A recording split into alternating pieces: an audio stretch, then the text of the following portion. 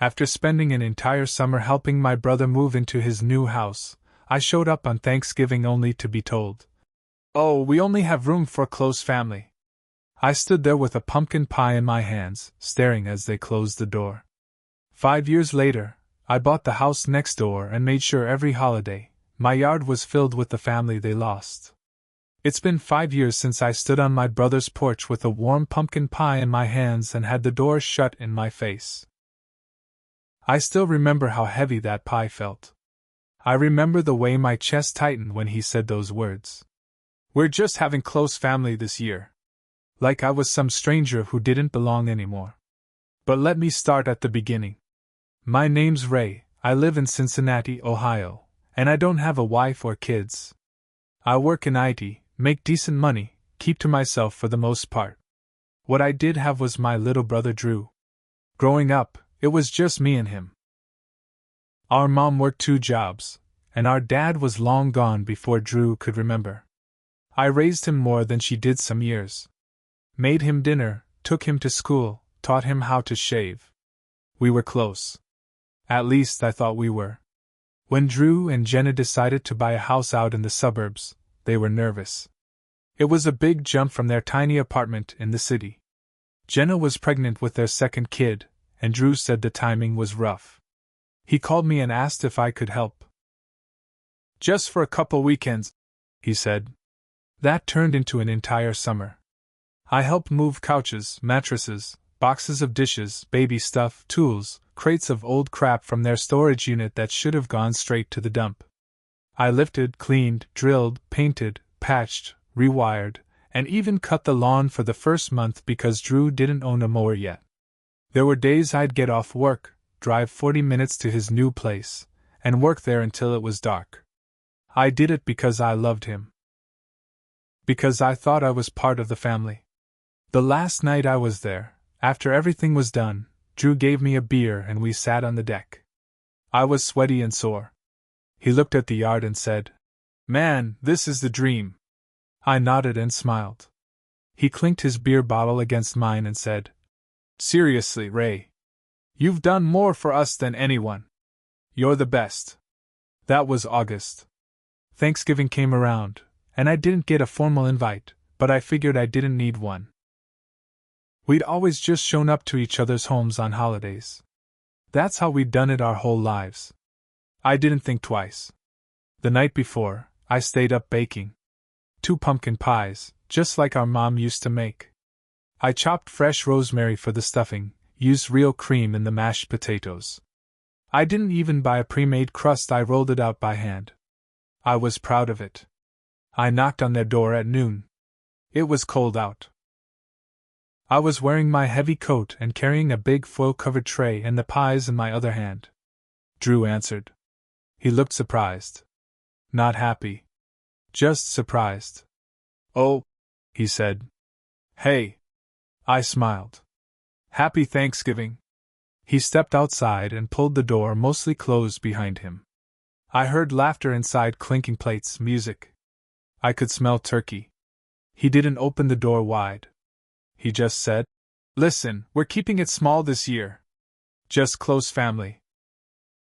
I actually laughed, thinking he was joking. "What are you talking about?" He didn't answer. "Just look down at my hands." I should have told you. It's mostly Jenna's side this year. It's kind of full in there. "Drew," I said, "I made all this." I thought, yeah, I know. "I'm sorry. We'll do something next week, just us, okay? Promise." He didn't even wait for me to say anything. He turned around and shut the door. Just like that. I stood there for at least a minute. The cold went straight through my coat. The pie was still warm in my hands. Nobody opened the door. Nobody came out after him. I left the pie on the porch. We didn't talk for over a year. Not a call. Not a message. Nothing. It crushed me in a way I can't really explain. I don't have a big family. Drew was all I had. And that day, he made it clear I wasn't part of his family anymore. I focused on work. Tried dating again. Didn't stick. I pulled away from people. I spent holidays alone, or sometimes with old friends if they invited me. Then, 2 years later, something weird happened. A friend of mine from high school, Danny, called and said he'd been out looking at houses with his wife and saw one that looked a lot like Drew's place. I asked which neighborhood. He told me. I looked it up out of curiosity. The house next to Drew's was for sale. I stared at the listing for a long time. It had a similar layout, a slightly smaller yard, but same builder, same style. The inside was dated, needed some work, but the price was good. Probably scared off most buyers in that area. I had money saved. I wasn't married. No kids. No reason not to. So I bought it. I moved in without telling anyone. Not even Drew. I hired movers, kept the schedule quiet. Parked my car in the garage. Didn't wave when I saw him or Jenna outside. Just nodded and went inside. The look on his face when he realized I was the new neighbor. Priceless. Like someone had stepped on his grave. I waited a few months before the first event. It was the 4th of July. I invited everyone I knew. Cousins from our mom's side. People Drew hadn't spoken to in years. Friends of mine from work, neighbors I barely knew. I bought a massive grill, rented tables and chairs, filled up 4 coolers with beer and soda, set up yard games, and got one of those giant inflatable water slides for the kids. The music was loud. The crowd was huge. I saw Drew peek through the blinds more than once. He didn't come over. Neither did Jenna. But their kids did. They ran across the lawn when they saw the slide. I let them play. I didn't say a word to stop them. That was just the beginning. Halloween? I built a mini haunted maze in the front yard with fog machines and strobe lights. Christmas? Full nativity display, lights synced to music, and I hired a guy to play Santa. Easter? Egg hunt with cash prizes. More kids than I could count running around screaming. Every single holiday, my yard became the place to be. Laughter, music, food, people hugging and catching up. And every single time, Drew's house stayed dark and quiet. By the 2nd year of living next door, it wasn't just a pattern. It was a message. A big one. And Drew got it. He stopped trying to make eye contact with me when we crossed paths on the driveway. Jenna didn't wave. Their kids still smiled sometimes, but you could tell they weren't allowed to come over anymore. Especially after what happened that second Halloween. I'd set up a walk-through haunted house in my garage. Nothing too crazy, fake cobwebs, rubber spiders, cheap jump scares. I kept it fun for the kids. One of Drew's kids, their oldest, Ellie, snuck over with her friend. I saw her in line, recognized her right away. She looked nervous, like she knew she wasn't supposed to be there. But she wanted in. Her friend whispered, "It's the coolest house in the whole neighborhood." I let them go through. I didn't say a word. Just gave her a little nod at the end. 10 minutes later, Drew was banging on my door. I opened it calm, holding a bag of candy. He didn't even say hello. Just spat. "What the hell are you doing letting my daughter in there?" "She came on her own," I said, real even. "I didn't invite her. She got in line. What was I supposed to do, shove her back?" "You don't talk to my kids," he snapped. I held his stare for a second. "That your rule or Jenna's?" He blinked. "What the hell does that mean? You were fine with me being Uncle Ray the superhero when you needed your furniture moved. Now I'm not even allowed to hand out candy?" His face flushed red. "Don't play the victim." "I'm not," I said. "I'm just returning the favor. You showed me what family means to you that Thanksgiving. I'm just making sure everyone sees what they lost." He stepped closer. "Too close. Stop dragging our kids into your little pity parade," he growled. I didn't move. "Then maybe raise them better." He stared at me like he wanted to punch me. I think he really considered it. But he didn't. Just turned and stormed off. Jenna was standing in their doorway, arms crossed, watching the whole thing. After that, things got colder. He called the HOA on me for excessive noise after my Memorial Day cookout. They sent a warning. I laughed and framed it.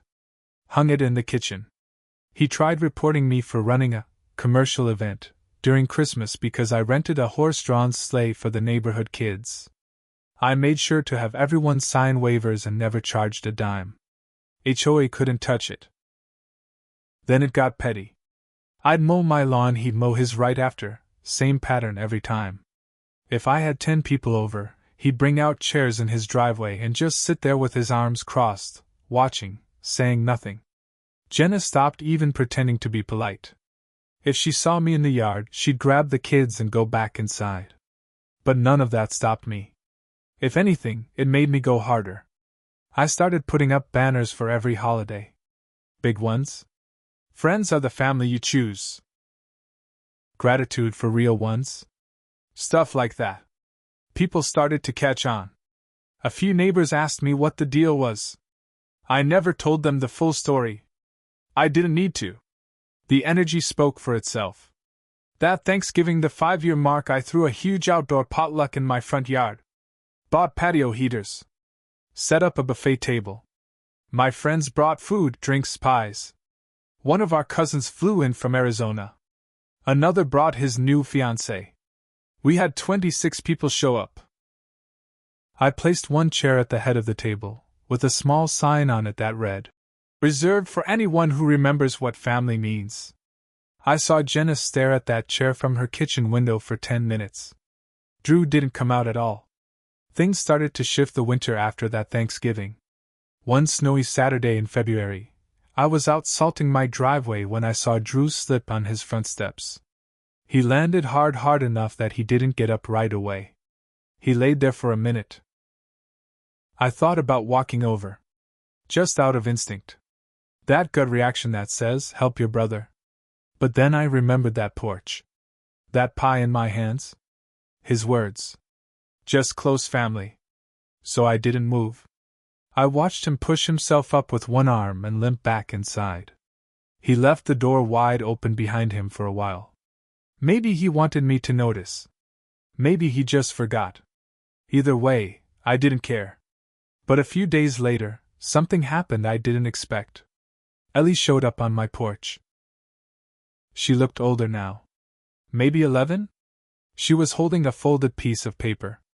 "Hi," she said. Her voice was small. "I know we're not supposed to talk to you, but I drew this at school." She handed me the paper. It was a drawing of her, her little brother, and me. We were standing in front of a grill with burgers and balloons around us. She'd labeled us with names, me, Jack, Uncle Ray. I stared at it. I hadn't cried in years. I came close that day. I bent down. "Thank you. This means a lot." She smiled, then got nervous. "Don't tell my mom. She'd freak out." I nodded. "I won't." She ran back home, tucking her hands in her sleeves against the cold. I watched her disappear behind the door. That picture? I framed it and hung it right above my dining table. But that moment made something clear. The cracks inside Drew's house weren't just between me and him. Something wasn't right over there. A month later, one of the neighbors, Mrs. O'Reilly, sweet older woman 2 doors down, knocked on my door. I invited her in, made coffee. She sat down and leaned in like we were in a confessional. "I probably shouldn't be saying this," she whispered, "but Jenna's been coming by my house. Crying. Said Drew's working all the time now, even weekends. Never helps with the kids. Said she feels like she's raising them alone." I raised an eyebrow. "She tell you why she's telling you all this?" "She said she didn't know who else would listen. She said she couldn't go to you because of history." That caught my attention. "Did she say what kind of history?" Mrs. O'Reilly hesitated. Then she leaned in closer. "She said Drew told her you were trouble. Manipulative. That you used to borrow money from your mom and never pay it back. That you had a temper. That you got kicked out of college for fighting." I sat there, stunned. None of it was true. None. I never borrowed a cent from my mom. Drew did often. I never got kicked out of college. I left after 1 year to help raise him when our mom had cancer. And temper? The only time I ever raised my voice growing up was trying to stop Drew from wrecking his own life. So that was the story he told her. That was why she didn't want me around. That's why she didn't care when he shut the door in my face. She thought she was protecting her kids. That changed everything for me. I didn't just want him to feel left out anymore. I wanted the truth to come out. So I started planning. Not screaming. Not drama. Just quiet, sharp revenge. One piece at a time. And I had my first real chance when Ellie showed up again. This time, after school. She knocked, came in, and said she had a question about her science project. Said she didn't know where else to go. I sat down with her. We spent an hour building a little volcano out of paper mache. She laughed more than I'd ever seen. She even asked if she could come by again sometime to play cards like I used to do with her dad. That's when I asked gently, "Do your parents know you're here?" She hesitated. Then said, "No. But Mom's always yelling at Dad. They don't notice anything anymore." That settled it. Whatever was going on in that house wasn't healthy. And they'd blamed it all on me to keep their mess intact. The next day, I started collecting old photos. Pictures of me and Drew as kids. Me holding Ellie as a baby. Me and our mom at the hospital. Photos Drew probably didn't even remember existed. I scanned every one. Made a slideshow. And then I invited the whole neighborhood for a spring family barbecue. The weekend before Easter. I didn't say what it was about. Just told people it was a celebration of community and family, the people who choose to show up. But that slideshow? I played it on a loop on the big TV in the garage during the party. Every person walking through saw the truth. They saw Drew and me together, through everything. They saw a real history, not the one he'd rewritten for Jenna. Even Jenna came over that day. She stood at the edge of the driveway, watching the pictures roll by. I didn't say a word to her. Just stood beside the grill, flipping burgers. Jenna stayed for almost an hour that day. She didn't talk to anyone. Didn't eat. Just watched that slideshow and stared at the faces in the photos. At her own daughter, smiling in my arms as a toddler. At Drew, sitting beside me at our mom's funeral. At me, year after year, always in the background, always there. When she finally walked back home, she didn't even look at me.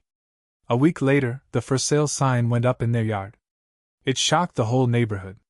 But not me. I knew. I saw it happening in slow motion. I'd spent years chipping away at that house, not with hammers or hate, but with memory. With presence. With the truth. I never imagined she'd leave him. But she did. I learned from another neighbor Jenna moved back near her sister's place with the kids. Quietly. Took the minivan and both bedrooms worth of stuff. Said Drew could figure out what came next. She didn't look back. And Drew? He stayed. For a while. But he was different now. He stopped waving even to other neighbors. The lawn started looking rough. Weeds popping through the driveway. Packages stacking up at the door. He looked tired. Lost. One night, he was out by his trash bins and I walked over. First time we'd spoken in nearly a year. I didn't raise my voice. I just said, "You blamed me for things you did. You told her lies because you were afraid she'd find out what kind of man you really are." He didn't argue. He didn't deny it. He just stared down at the pavement and said, "I didn't think it would go this far." I looked him dead in the eye. "Neither did I. Not until you closed that door." And then I walked away. 3 months later, the house was empty. He moved out in the middle of the night. No goodbye, no forwarding address. Just gone. Like he never lived there at all. But I stayed. I stayed and kept doing what I always did, showing up. That Christmas, I hosted the biggest block party we'd ever had. Rented a snow globe bounce house, Hired a local jazz band, strung lights so thick across my yard it glowed like daylight. I printed a banner and hung it across the garage. Real family shows up. Always. And people did. Friends. Cousins. Co-workers. Even Jenna's sister came by with her kids. Said Jenna told her everything. Said she was sorry. I told her I wasn't mad at Jenna anymore. I was mad at the part of myself that kept chasing a family that had already shut the door. But not anymore. I made mistakes too. I let my whole identity hang on one person who didn't value me. I let the hurt live in my bones for too long. I turned holidays into weapons when they should have been about healing. But I don't regret the way it ended. Because now, every time I sit out on that porch, the same porch I stood on 5 years ago holding that pie, I remember what it felt like to be unwanted. And I make damn sure no one else ever feels that way on my watch.